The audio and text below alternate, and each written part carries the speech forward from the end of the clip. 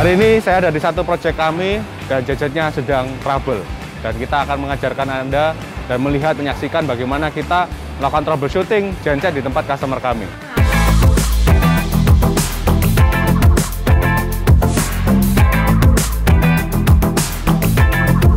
Ya, sekarang saya ada di pabrik mebel ya, atau furniture.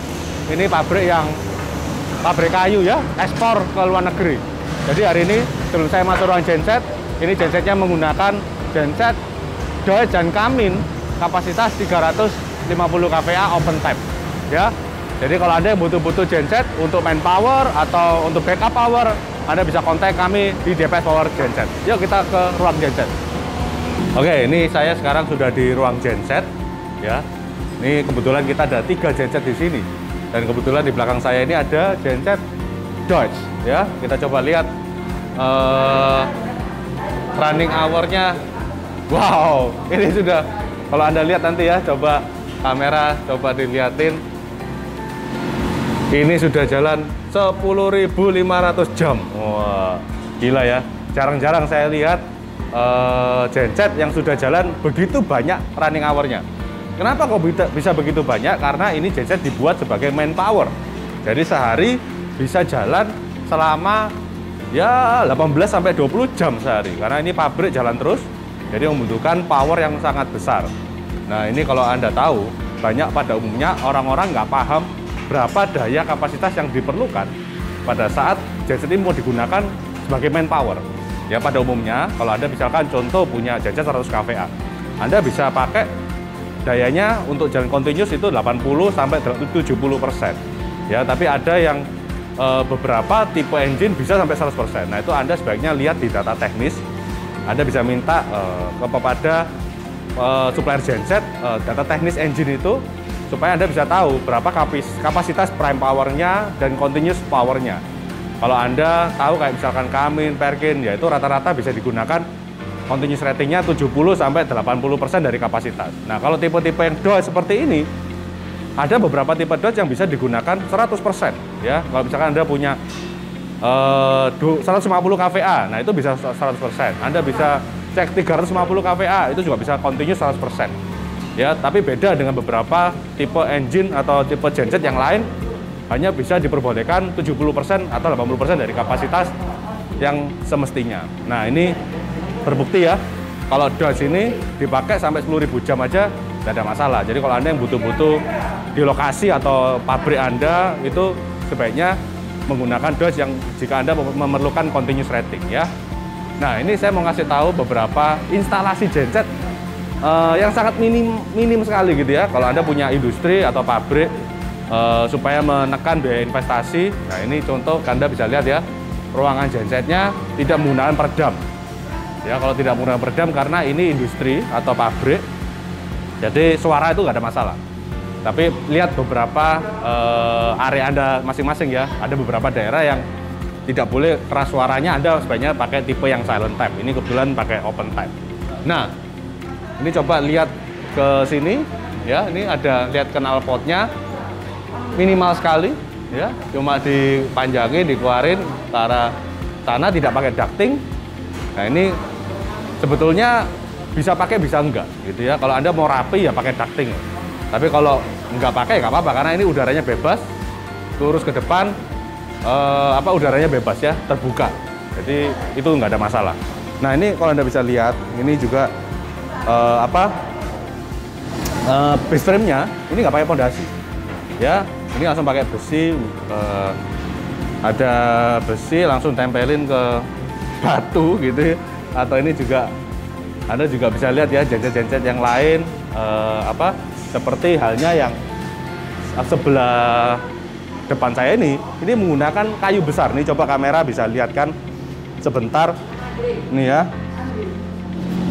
Nih pakai batu, tapi ini kasih rubber supaya nggak getar, terus dibor, dinabol ke bawah ya.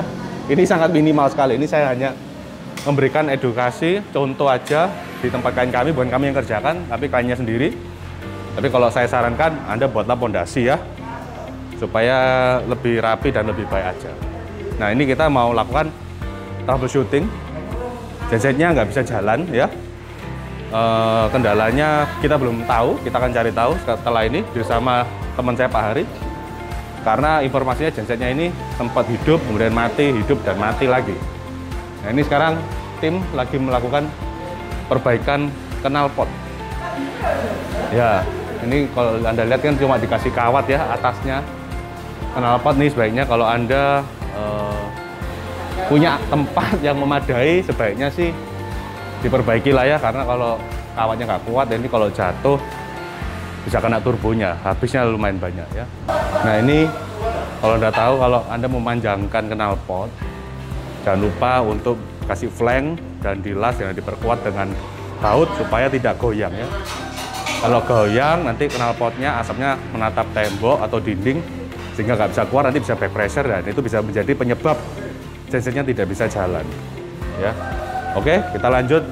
Pertama-tama kalau kita mau melakukan troubleshooting genset, ini kita akan lihat di modul Dipsy karena kebetulan menggunakan Dipsy 7320. Jadi kita pasti bawa laptop dan bawa kabel untuk lihat event log. Nah, kalau di modul Dipsy ini ada history trouble-nya kenapa. Itu ada catatannya sehingga kita nanti bisa lihat kendalanya di mana.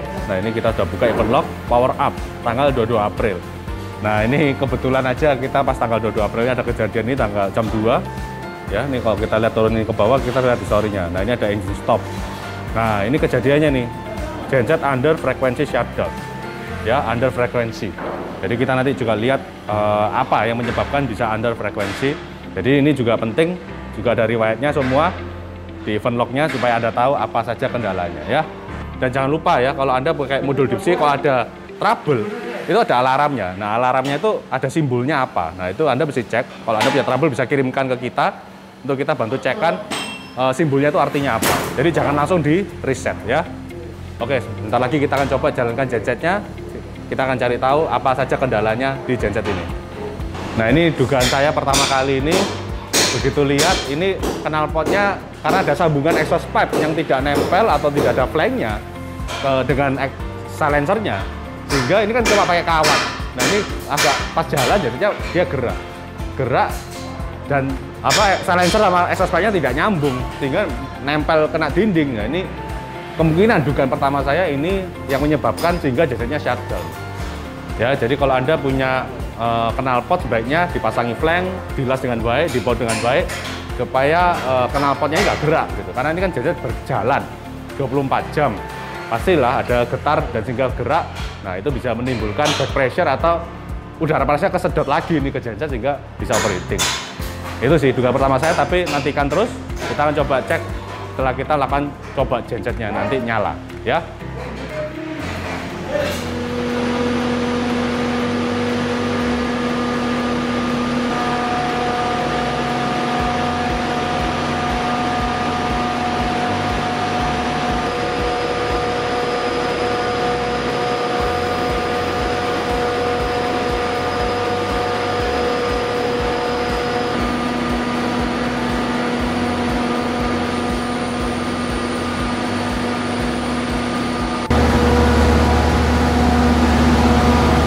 Ya, sudah selesai kami melakukan troubleshooting genset.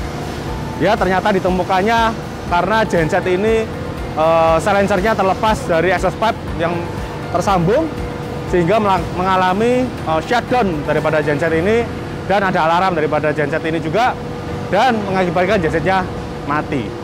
Ya, kita sudah melakukan uji coba dengan beban kurang lebih 200 ampere dan sudah jalankan selama 1 jam, tidak ada masalah dengan gensetnya.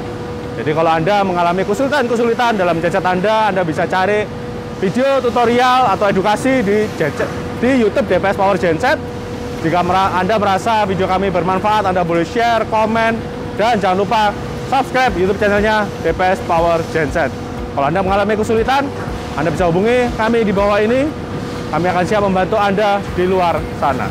Oke, salam sahabat Power.